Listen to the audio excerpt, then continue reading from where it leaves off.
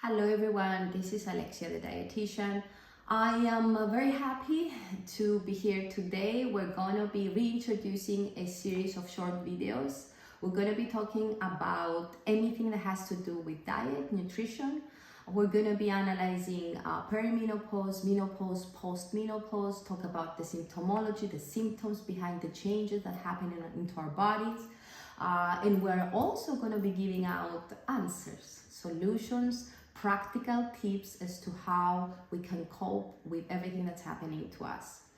I think that the best way to start these practical videos is to talk about the hormones, the changes that happen into our bodies, and how these affect our mental health. So I think that up until this time, I haven't really understood, or I have underestimated the power of our hormones, of my hormones on our mental health. And more often than not, I believe that life events, things that happen outside, things that happen from an exogenous source, other than the hormonal changes that happen into our bodies, are used to explain the way we feel and everything that is changing into our bodies. Now, to avoid this, it takes to have a good knowledge of what's happening at this period of time. Let me begin by saying that perimenopause is the amount of time, it's the period of time that happens before we get to menopause, all right? And the menopause is just really one day. It's the birthday of 12 consecutive months of having no menstruation. So up until that time, there is changes happening into our bodies, and those changes has, of course, many side effects, and those side effects can also affect our brain health, can also affect our mood, can also affect the way we think, can also affect the way we feel. So it's really important to understand and be able to identify if the changes are coming from outside or if they're coming from an inside source. So if you're feeling more down, if you're feeling more irritable, if you're feeling angry, if you're feeling different than usual, I think it's important to take notes. I think it's important to record. I think it's important to start talking about it with people that know you, beloved persons that are around you in your circle of love, and people that can identify the changes with you.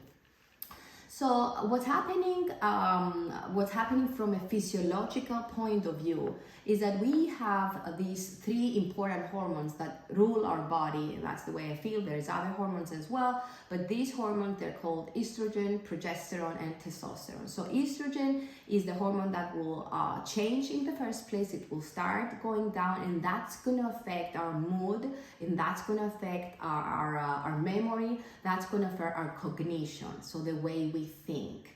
And it can also bring up sadness, it can also bring up depression, and it's good to know that 2 to 4 women who are depressed, they're more likely to feel even more depressed and down at this period of time. But even women that didn't feel depressed before, this is the time that this might change. Now, it's not gonna happen to all the women.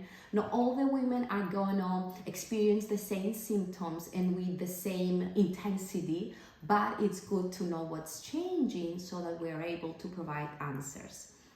All right, second change is going to happen on progesterone. Progesterone is this calming, it has this calming effect into our body, and it's a protective, let's say, hormone that's also starting to get reduced during this perimenopause time, and that's going to have an impact also into our mood. It might cause us to become more irritable, angry, without particular reasons really. And then we have testosterone. Testosterone will decrease while we're getting older. So it's not actually controlled by our brain, but it's by our age, let's say.